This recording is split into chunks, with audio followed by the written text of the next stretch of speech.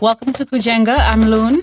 I'm Shaba Kojo. I'm Jermaine. Special guest joining our conversation is Rhonda Sekhmet-Ra, founder, leader of Black Awakening Movement. Rhonda, tell us what caused you to want to create a movement.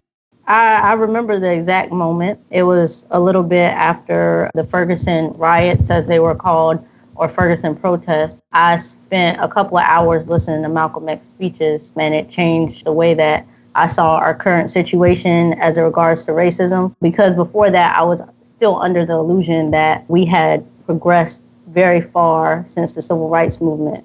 But hearing Malcolm X's words still apply to the situations that were going on in that moment, it just stirred something in me. And so from there, I just felt compelled to do something. So the first thing I felt like needed to be done is for other people to realize what I had realized in terms of how pervasive racism is to this day. And that's what initiated my efforts to start the Black Awakening Movement. I wanted to publicly say thank you for your initiative this summer in terms of your social media presence and your focus on our men. These past couple of episodes, our guests were Black Awakening leaders focusing on our men and issues that we need to address in order to help our community to get to a better place. So thank you so much for bringing that focus to the attention of our community, and thank you for joining us today so that we can further that discussion. This episode, I'd like to address spirituality. Help us to get an understanding of where you are spiritually right now. I've gone through a lot of phases and transitions in my spiritual journey. I started that journey as a Christian from a child. Towards the end of high school, I let go of Christianity and just kind of began to explore other forms of spirituality, including having no form of spirituality. Since then, it's been a journey. Where I'm at right now is realizing that true spirituality isn't as defined as religion. And a lot of us right now, as we're seeking to return to the form of spirituality that we had prior to the Ma'afa, prior to enslavement, some of us have turned African spirituality into religion. And I even experienced that on my journey, where I feel like my form of spirituality had become religious, and there were rituals and tasks involved in that. And I'm right now on my journey, I'm kind of moving away from that. I still take the spiritual concepts that I've been able to get from what I've learned from African spirituality, which I barely even touched the surface of, and seek a deeper understanding of why we are truly here and what it means to even be spiritual and what the spirit actually is as it relates to this form of reality. So today, in your everyday life, how do you make decisions that require some sort of moral compass? What do you use to guide yourself and your practical everyday existence in terms of guiding your decisions and just even mundane decisions? What do you use? I think that's a completely appropriate and important question in the society, because I feel like the society lacks a moral compass. There's a few principles that I really stick to in terms of my moral guidance, but I also stick to, more so than anything, what's natural. And sometimes that's hard, because sometimes it's hard to differentiate between what's natural and what we've been programmed to believe. But I think that morality is very natural if you are a human being and a spiritual being. I think that so many of us have gotten away from it that it seems that we have to have laws or rules in order to grasp that. But a few concepts that I stick to, one is Ma'at, the ancient Kemetic concept that is represented through the Neter Ma'at. I stick to that concept because I think balance is one of the most singular important things. And I think right now we live in an imbalanced society, and it's very obvious the chaos and the imbalance that surrounds us. So in my own internal search for morality, in my treatment of myself and my treatment of other people, I seek balance. And I also seek that concept that they turned into the golden rule to say, do unto others as you would want done unto you. So as I'm treating other people, I have also learned to treat myself. I think that self-love is another important concept that I turn to. because I think that people who do things that are unjust or immoral don't truly love themselves, forget loving other people. A lot of times we confuse self-love with selfishness, but it's not the same thing at all. So I focus on a genuine love and appreciation of my own self. And to me, that leads me closer to treating people the right way and also doing what's natural when it comes to treatment of other people, not doing anything that has been forced or taught. I think that there's some cultural things that need to be taught that will help us in order to get more towards a moral center. But in terms of what most of us have been taught in the society, it's not there.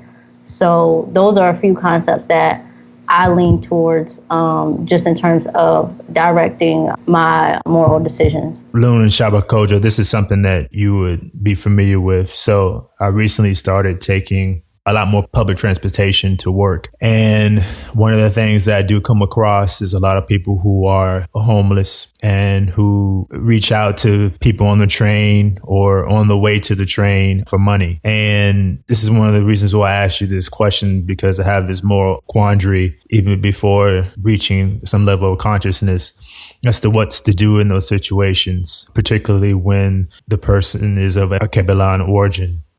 Do I give money? Do I do something else? I'm not really sure. So that's one of the practical situations in which I struggle as to what to do. Sometimes I feel guilty just doing what other people do, just walking by or ignoring them, even though I see them as human beings. I just am not sure what to do, because on one hand I would give money, but then I know a lot of times that's not exactly what they need. They need a whole plethora of things, which I can't offer at the time.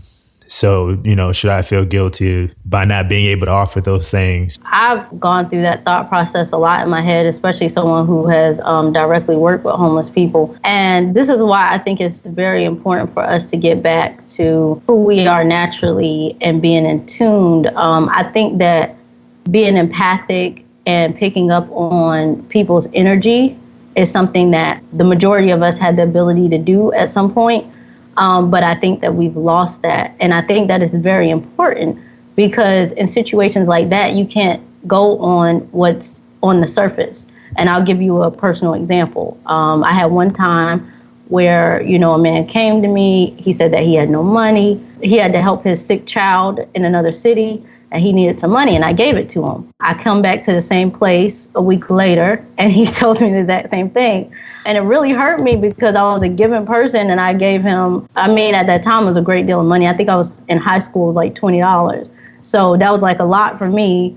And I've had situations where I've come across people who I know genuinely just need some love and compassion and food. And I've done that and had conversations with them. I've had a lot of conversations with homeless people, actually. And the decision now that I make doesn't come from necessarily what I think or what I see. It comes from more so what I feel. And I'm not speaking of emotion. I'm not speaking of, oh, I feel bad for that person, I feel sad. But just energetically picking up on what that person needs. And now kind of being empathic and picking up on energy is seen as a skill or something that only a few people possess. But I honestly believe, and this isn't based on anything I read, I just believe that that's something that we all have the ability to do. But I think we've become so disconnected from ourselves, we can't pick up on that. So I don't think there's any one specific answer in terms of what you should do, because you can, we could take on the habit of giving money to people we see in that situation all the time. We could take on the habit, like I once did, of just deciding to give them food instead of money. And I've had some bad experiences with that too. Or, we could really get to our center and figure out in a different way, is that the best moral choice, not only for that person, but for ourselves. Rhonda, did you get cussed out when you tried to give a homeless person some food? So I'm not going to say I got cussed out, but they looked at me like, what the hell is this? Yeah, so I've had a couple of those experiences. Loon and Shaba Kojo, you know what I'm talking about. This is New York, hardcore, the gamut of the type of people that you come across in public places. I mean, I literally had a blind man going up and down the subway cars begging for money. He almost knocked me down, actually, because I didn't see him coming. But aggressive panhandling. This is one of the most wonderful things about being able to read and reading books that reconnect us with our culture. It's our culture that's supposed to inform us on these situations. In the Akan culture, it says it is wicked to expect gifts from a stranger. So therefore, it's not the person who is choosing to give or not to give that needs to check his or her feelings. It's the person who is expecting to receive a gift from a stranger. It's okay to invite people to what you have, especially if they're strangers, but to expect that someone that you don't know is supposed to give to you is considered wicked in the Akan culture. When you get to major cities like you're in, Jay, the downtown of every major city, you'll see a very high percentage of homeless people concentrated in those areas because capitalism breeds homelessness. Capitalism breeds poverty. And for the people who have been defeated by capitalism, they are going to gather in centers of capitalist powers and ask that the people who are winning take care of them. And that's part of Western European culture, that those who capitulate to losing everything or not having anything should go and beg and be at the whim of the charity of those who have. And then those who are in the position of having now, they have the power. That's all capitalism is really about. It's about cannibalistic power accumulation. You cannibalize everything around you until you own everything. And then you now have the power, and it's up to you to decide to be everyone's God, if you will, or everyone's boss or everyone's master. And this is the paradigm that we find ourselves in. So how should you feel participating in that? Well, first, you should understand why these people are even homeless.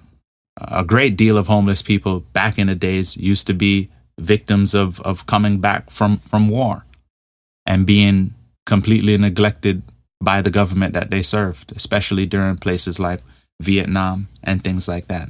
Nowadays, I don't even know, I haven't studied the homeless population. Maybe, Rhonda, you have more of the numbers than I do. But it definitely has to do with something with people not being able to survive in this cannibalistic culture. The majority of the homeless population suffers from severe mental illness. And a lot of that started after the Reagan era, and they deinstitutionalized the psychiatric hospitals. So you got a lot of that population, in addition to what you were saying about the veterans who were suffering with PTSD. That's another large percentage of the population as well.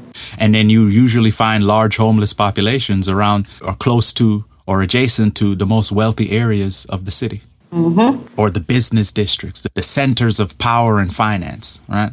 So we've really got to look to the people who are creating this issue as not only the source, but we need to look to them and lean on them for the solution. I don't think anyone should be feeling bad that they, in their individual self, can't fix homelessness. But how does all of this tie into spirituality, guys? It does tie into spirituality in terms of making moral decisions in everyday life. Is morality and spirituality the same thing? Morality and spirituality is not the same thing. Morality is a manifestation of your spirituality. I can see the connection. I'm, of course, dissenting because a lot of people who claim to be atheists aren't immoral people. In fact, many of them use what they consider reason or logic to deduce what is right and fair and just.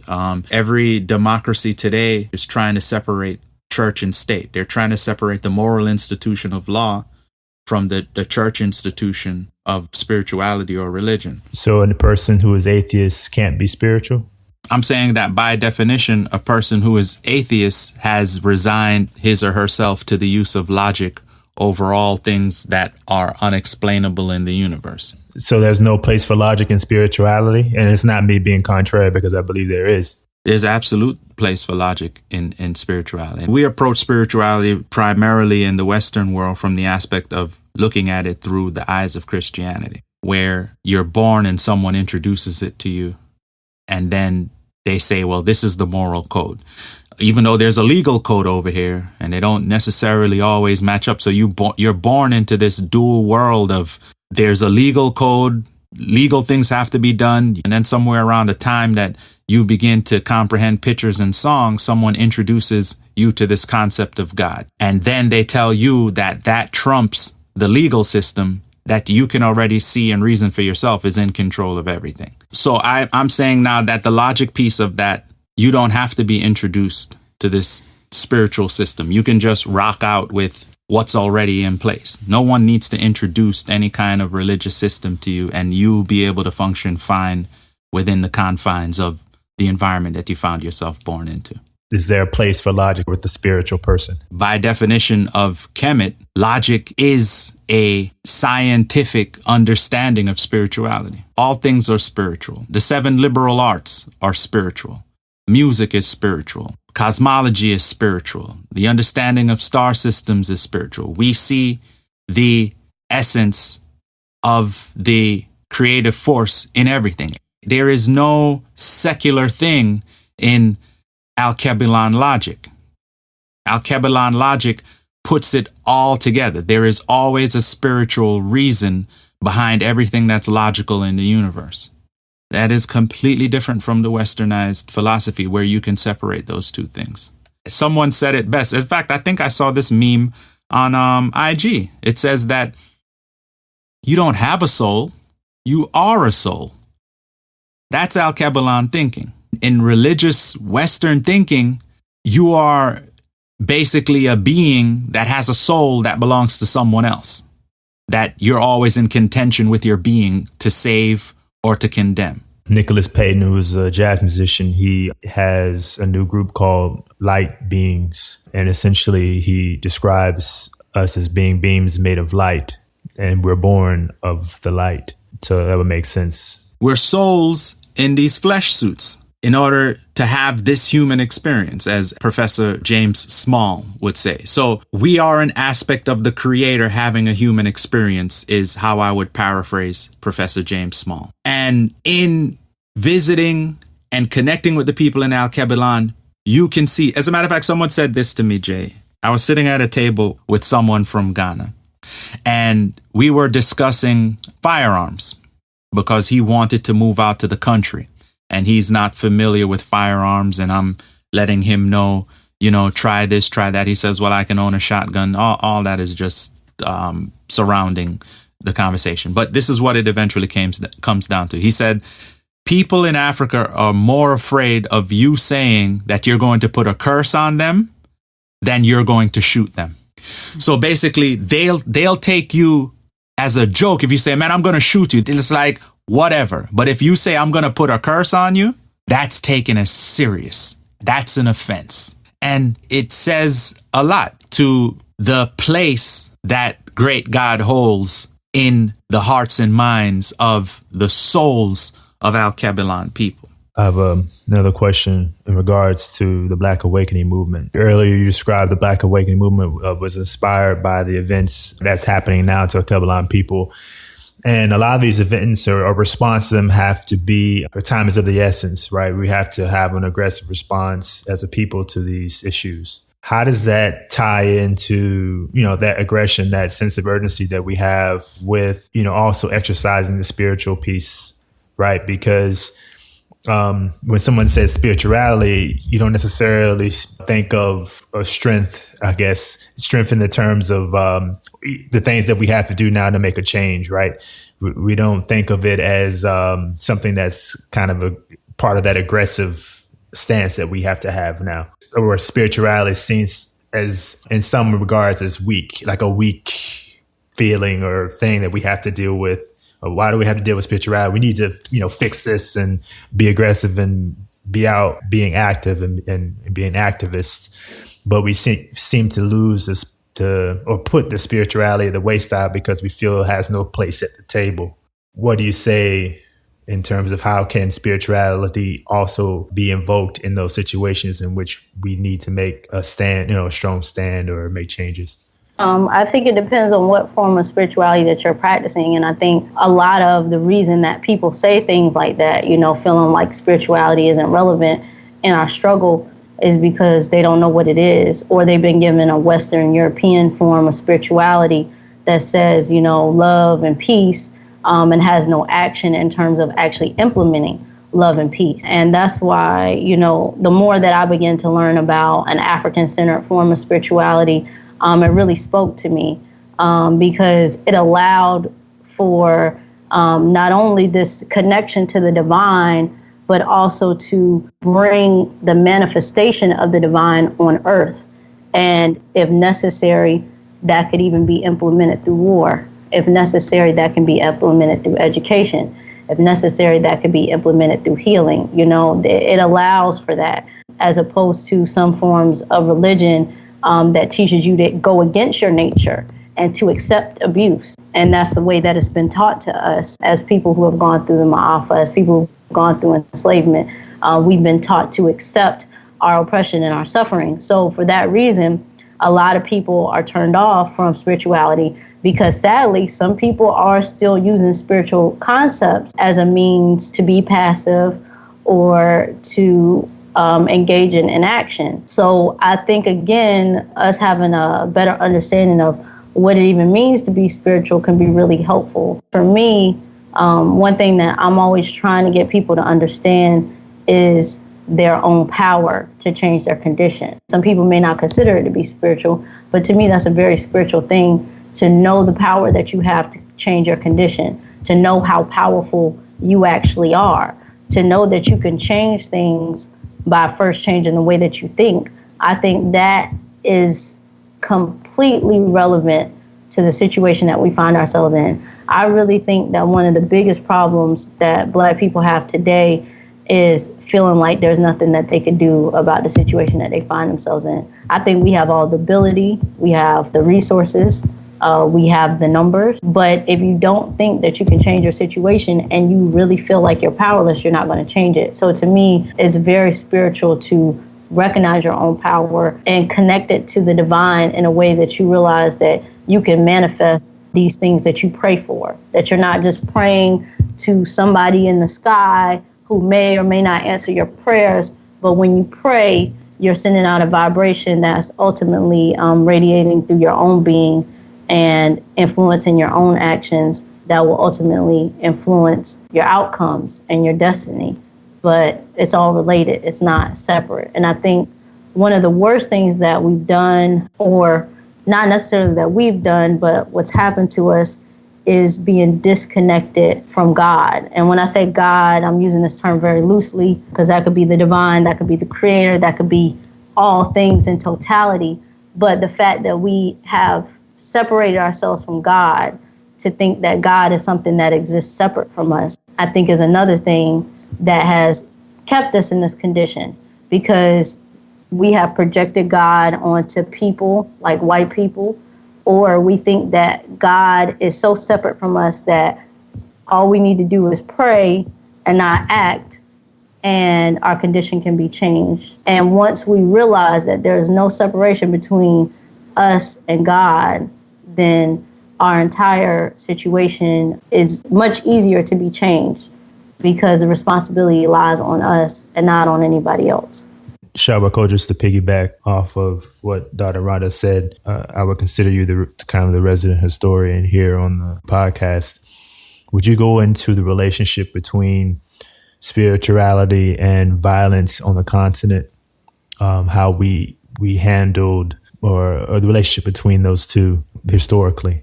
There's always and has always been struggle for resources in Alkebu-Lan. Alkebu-Lan is the most resource-rich continent on Earth.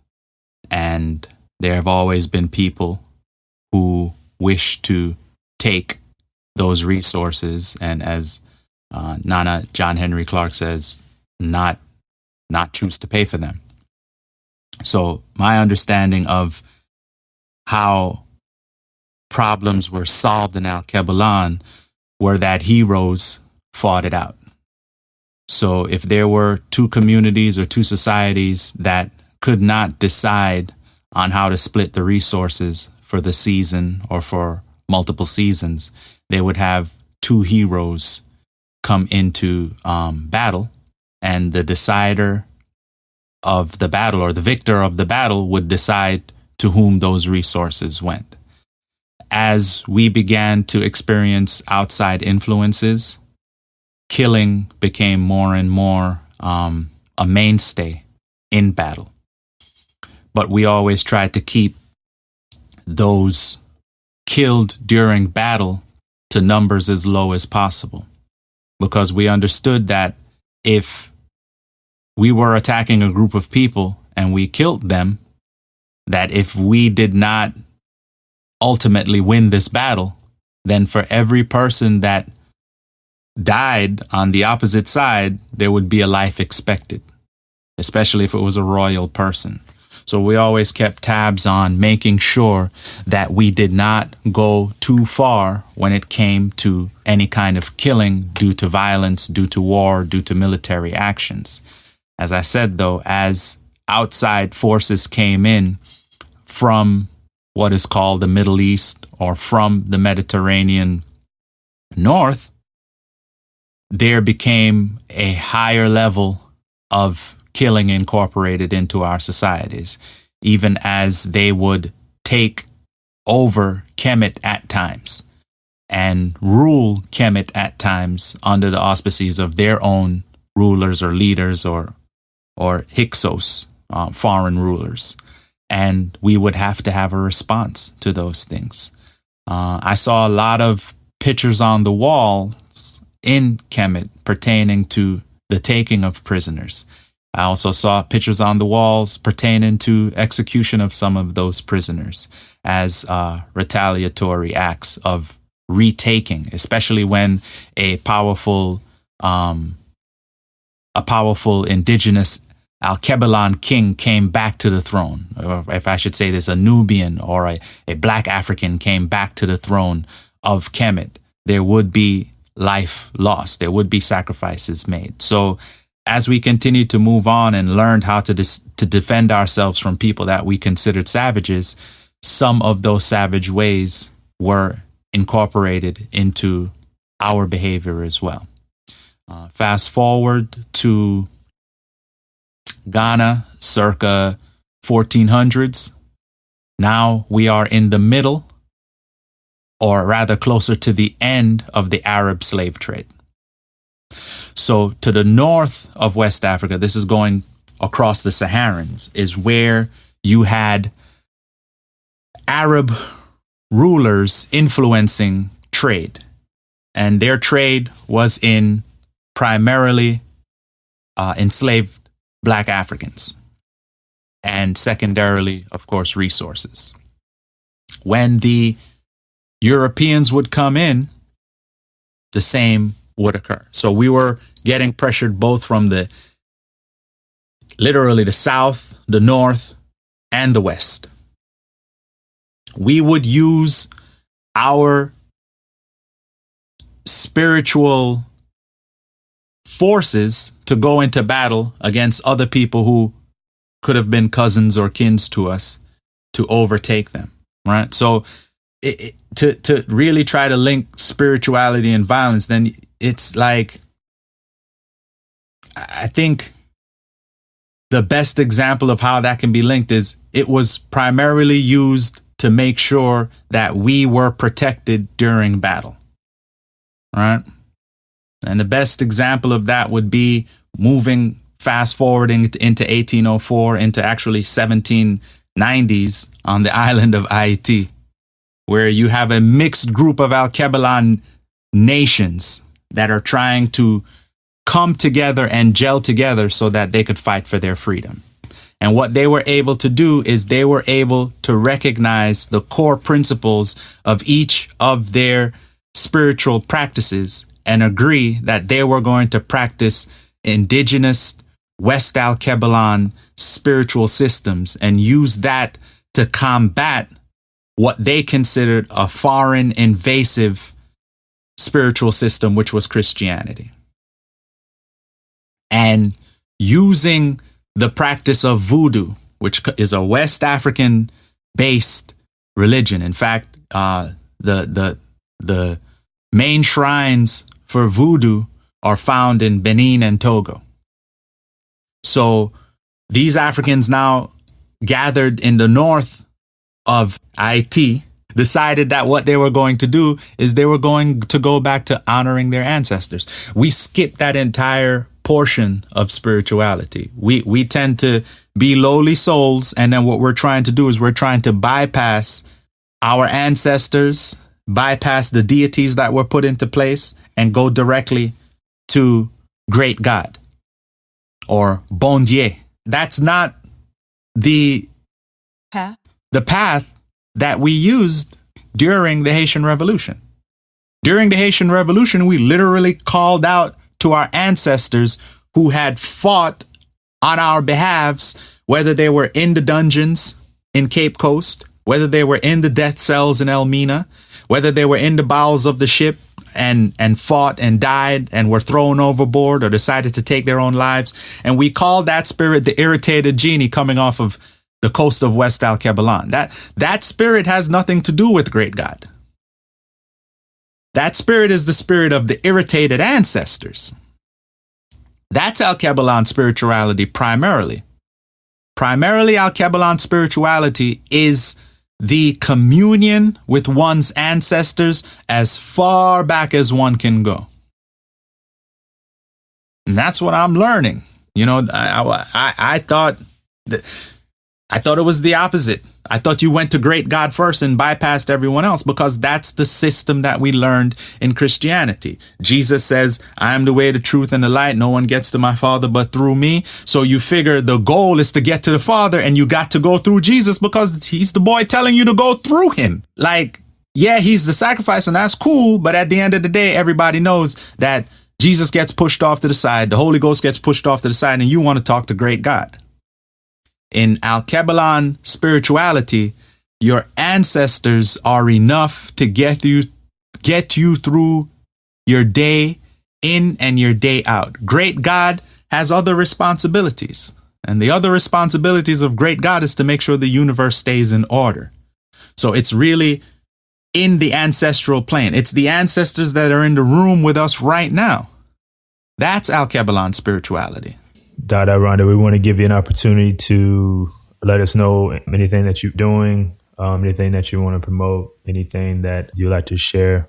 Awesome. Thank you. One way that I communicate my messages is through my spoken word. If you are interested in seeing my spoken word or follow my social media pages, that can be found under Rhonda Sekhmet-Ra. That's RHONDA SEKHMETRA. Also, if you're interested in the Black Awakening Movement, you can find us on social media, Facebook, Instagram, Twitter, Black Junction under Black Awakening Movement, and also visit the website, blackawakeningmovement.com. And if you have any interest on starting your healing journey, I have a healing practice by the name of Lionheart Life Healing, and that can also be found at lionheartlifehealing.com and also on Facebook and Instagram under Lionheart Life Healing. Thanks. As always, we are Kujenga. You can find us on kujenga.fm. That is the website. You can email us at info@kujenga.fm. We are also on Instagram, Twitter, and Facebook at Shule Inc. because Kujenga is a subsidiary of Shule, the podcast arm of Shule. And we do have a Facebook page, Kujenga Podcast. You can listen to us on any major platform under Kujenga Podcast. That's Spotify, Google, Player FM, and iTunes Podcasts. Thanks for tuning in. And if you want to take us out with the mantra, Lun. Kujenga Taifa Leo. Build a nation today.